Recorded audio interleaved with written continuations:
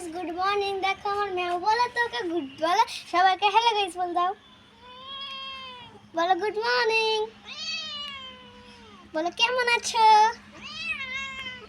উপরে বাবারে, ওর এখন ভাল লাগছে না, ওকে নামিয়ে দিই। দেখো চলে যাচ্ছে। হ্যালো বন্ধুরা, এখন আমি তোমাদেরকে যে গাছগুলো দেখাইনি সেই গাছগুলোকে দেখাবো। প্রথমে দেখো এই গাছটা তোমাদেরকে আমি দেখাইনি। এই ফুল গাছটার নাম কি গো মা? মা জানে না, আমিও জানি না। দেখতে পাচ্ছ কত সুন্দর ফুল হচ্ছে, আর এটা হচ্ছে জবা ফুল গাছ, তোমরা দেখতে পাচ্ছ। চলো আমরা যাই, পাতা আমরা দেখাবো তোমাদেরকে একটা জিনিস, সেটা দেখতে। ওই দেখো মেয়ে বিড়াল, ছোট্ট বিড়াল, কিন্তু খুব ভয়ঙ্কর।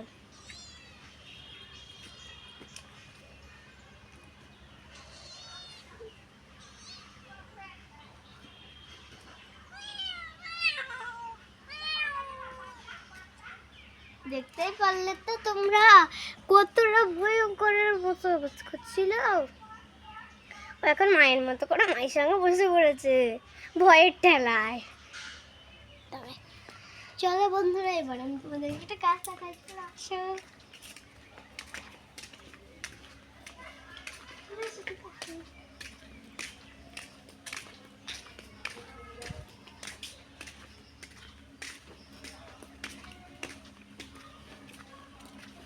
বলে না আমাদের রাস্তায় যেতে হবে।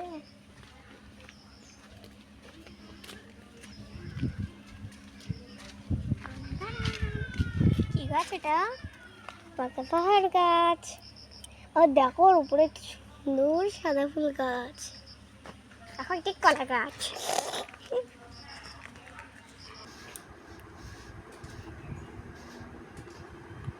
বলো কবিতা। কবিতা, কবিতা তো বলো।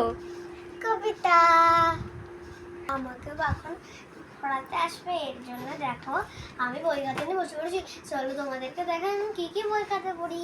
যেমন ধরো এটা হচ্ছে প্রশ্নবিচিত্রা, তারপরে হচ্ছে অঙ্ক খাতা। তো আমার মেয়ে স্যার চলে এসছে পড়াতেও, আর কিছু বলতে পারলো না। তো জানি আমরা ঠিকভাবে ব্লগ তৈরি করতে পারি না, আপনারা যে দেখেন এটার জন্য অনেক অনেক ধন্যবাদ। এইভাবেই আমাকে একটু সাপোর্ট করে দেবেন, তাহলেই হবে। এই ছোট্ট ছোট্ট পায়ে ঠিক হয়তো একদিন এগিয়ে যেতে পারবো।